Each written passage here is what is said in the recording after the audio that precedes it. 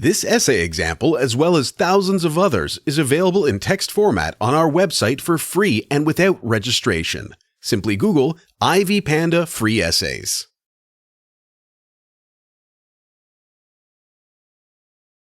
Introduction. The Hunger Games, an international bestseller written by Suzanne Collins, introduces the post-apocalyptic nation of Panem, which comprises the capital and 12 districts surrounding the city. Nevertheless, the wealth distribution, standards of living, social rights, and the approach to the Hunger Games vary drastically among the areas. The capital is the largest and most prosperous city in Panem, which thrives due to the exploitation of other regions. On the other hand, the 12 districts are numbered according to their primary production, corresponding wealth, and training regime for the Hunger Games. It implies that District 12 is the poorest and smallest area of Panem, and most of its candidates in the games are commonly considered to be the first casualties. Ultimately, while both the capital and District 12 are regions of Panem, they have vastly different beauty standards, living conditions, diverse understandings of social equality, and opposite approaches to the Hunger Games. Beauty standards. The first significant difference between the capital and District 12 is how their residents perceive beauty and fashion. While appearances are highly substantial due to the entertainment aspect of the Hunger Games, beauty standards differ vastly in the two regions.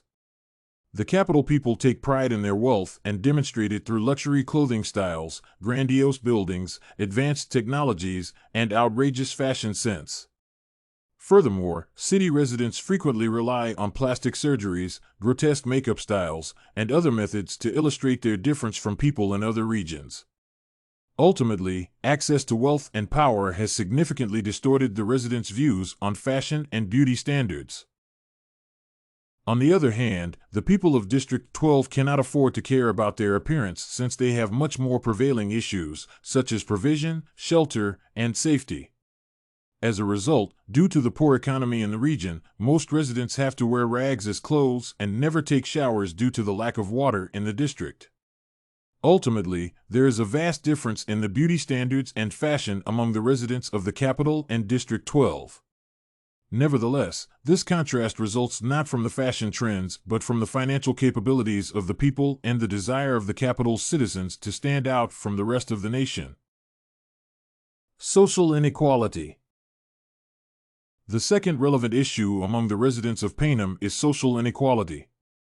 As mentioned briefly before, the wealth distribution among the districts of the nation is highly unbalanced, which has led to the prevalence of social injustice within Panem. The root of the problem is the authoritarian policies implemented by the officials of the nation that are aimed at creating a superficial barrier between the capital and other districts. The dictatorship allows the concentration of the majority of wealth in the central city while simultaneously restricting the social rights of people living in other regions.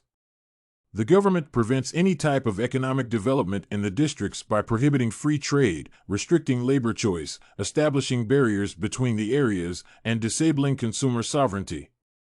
These factors are particularly noticeable in District 12 and account for the poverty in the region. Accompanied by the continuous propaganda of the capital, the Tesserae laws, and the approach to the Hunger Games, social inequality is highly evident within the nation of Panem. Standards of living. The unbalanced wealth distribution has also led to diverse standards of living in various regions of Panem. Although the capital does not have a production of its own, the residents have the best food, clothes, technology, and entertainment due to the exploitation of other regions. The officials utilize technological superiority to control production in other regions and military force to suppress the ideas of potential rebellions. Evidently, the government does not care about the living conditions in the districts, and its primary objective is to assert complete dominance and enrich the capital. On the other hand, coal mining is the single industry and economic activity of District 12. It is so prevalent that even the education process revolves around the production. Besides basic reading and math, most of our instruction is coal-related.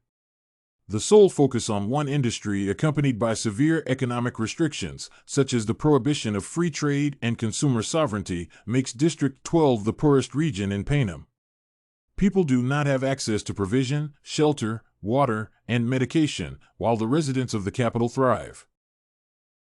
Approach to the Hunger Games. Lastly, the Capital and District 12 have opposite perspectives on the Hunger Games, the annual battle royale organized by the elite members of the government. The primary objective of the Hunger Games is to provide entertainment for the residents of the capital and to establish their superiority over the people living in the districts. The attitude of the capital toward the games is excellently portrayed by the quote, "The people begin to point at us eagerly, they can't wait to watch us die." At the same time, the Hunger Games generally imply inevitable death for the tributes from the districts.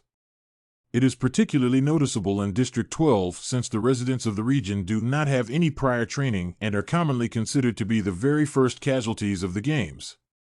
Furthermore, the situation is complicated by the tesserae system, which provides food for entering the names into the reaping.